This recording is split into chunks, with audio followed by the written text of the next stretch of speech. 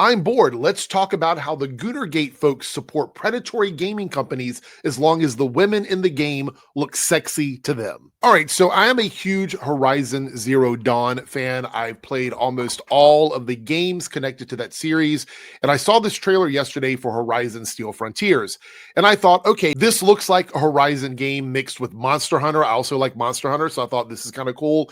And then I found out it is a mobile game, and NCSoft is connected with this. Now, NCSoft has a history of being predatory. More on that in a second, but let's take a look at something Grummz said. So here is Grummz going, "Gamers are winning. This is victory. This is a complete capitulation by Sony.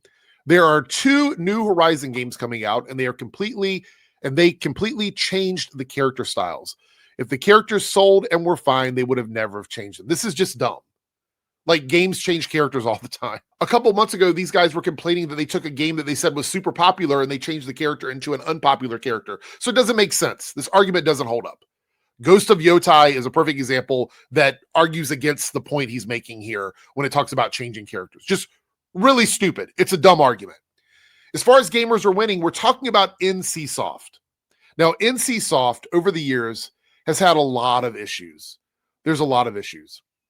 FTC probes NCSoft Webzen over super accounts, loot box odds. If you guys remember back in 2024, there was a bunch of drama around Lineage, Lineage 2 to be specific, when it came to how loot boxes work. And this sent a spiral through the gaming industry. As you can see here, Lineage 2's addictiveness inspires lawsuit against NCSoft. There's a whole article about this. There's tons of Reddit posts if you want to go over here and read on Reddit. It's NCSoft is a bad company for consumers. It is not good in any way. Even if you want to argue that some of the things they did didn't affect you, overall, the harm that they do to the gaming industry, the ecosystem of gaming, is negative. It's bad.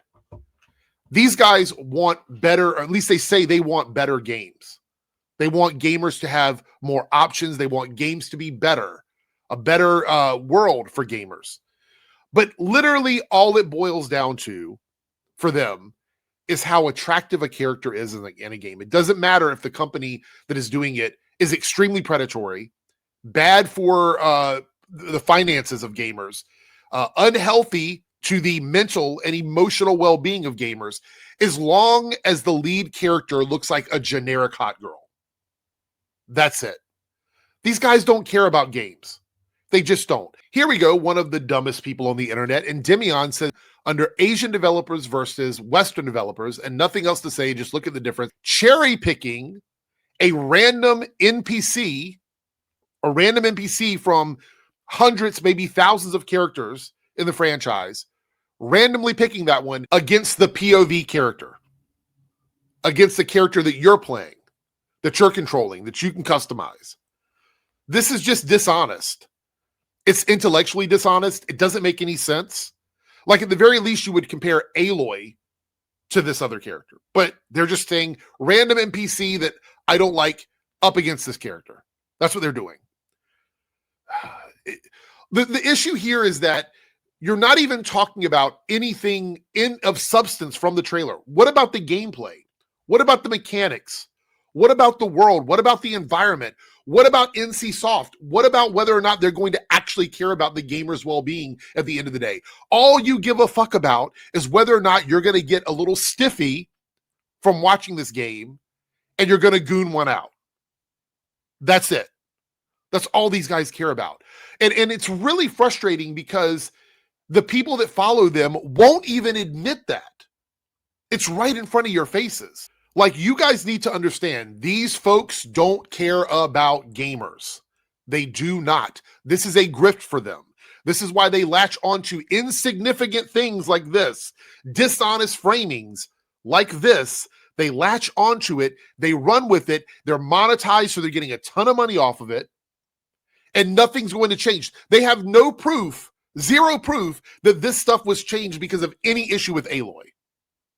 None whatsoever.